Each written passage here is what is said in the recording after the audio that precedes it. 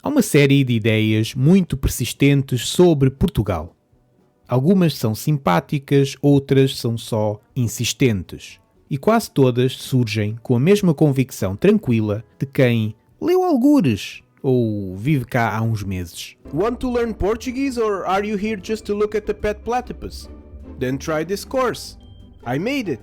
In it, I explain the basics of the language and also the really complicated things, like when to use the imperfect instead of the perfect, the difference between para and por, or the 700 different meanings of the verb ficar. I also included more things for you, like a section to improve your comprehension with text to read, audio to listen to, or videos to watch. Tired of courses that copy school textbooks, pretend they are Duolingo or are just overpriced ego trips for their authors? Give this one a go! It's full of clear and straight to the point explanations of how the language works, with lots of audio examples. And every subscription gets a free Ronaldo bust. Join now! Por favor. Comecemos pelo clássico Portugal é basicamente Espanha. Esta ideia é fascinante porque ignora pequenos detalhes como a língua, a história, a identidade nacional e o facto de os portugueses terem passado séculos a demonstrar que não são espanhóis, algumas vezes aos próprios espanhóis. É verdade que estamos ao lado. Também é verdade que a Eslovénia fica relativamente perto da Eslováquia e ninguém confunde os dois países, pois não? Pois não? Outra confusão recorrente é a de que em Portugal faz sempre sol. Sempre. Todos os dias. Em todo o lado. Lisboa, Porto, Bragança, Açores, uma cave qualquer. Chove? Não. Nunca. E se chover, é só um ligeiro aguaceiro durante alguns segundos para manter os campos de golfe verdes e fazer os residentes britânicos não sentirem saudades de casa. Depois há a questão da língua. Muitas pessoas chegam convencidas de que o português é basicamente espanhol com sotaque estranho.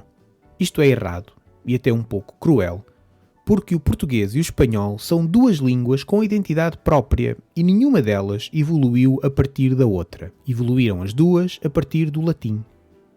Mas não deixem que isto vos impeça de continuarem a dizer buenos dias e gracias quando passeiam por Portugal. Os portugueses vão continuar a responder em inglês, acompanhado com gestos resignados. Há também quem ache que Portugal é um país muito tradicional, onde toda a gente vive numa aldeia de pescadores, come bacalhau todos os dias e passa as tardes a cantar o fado ao pôr do sol.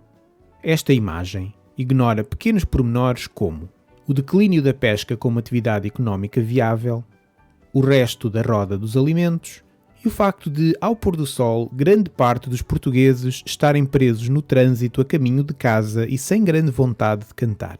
E também ignora as pessoas que não gostam de bacalhau.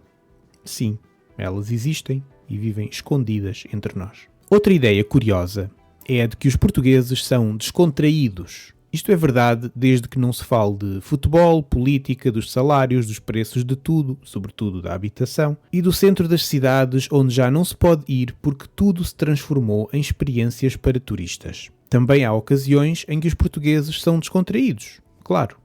E eu até podia falar um pouco sobre isso, mas não quero porque estou a ficar ansioso só de pensar no assunto. Finalmente, há a noção de que Portugal é um país ávido de agradar a quem nos visita ou a quem decide viver entre nós.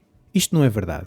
Portugal está demasiado ocupado com as suas coisas para ter tempo de agradar a quem quer que seja. Somos assim, quer nos visitem ou não. Se, por acaso, gostarem de nós assim, ótimo. Se não gostarem, paciência.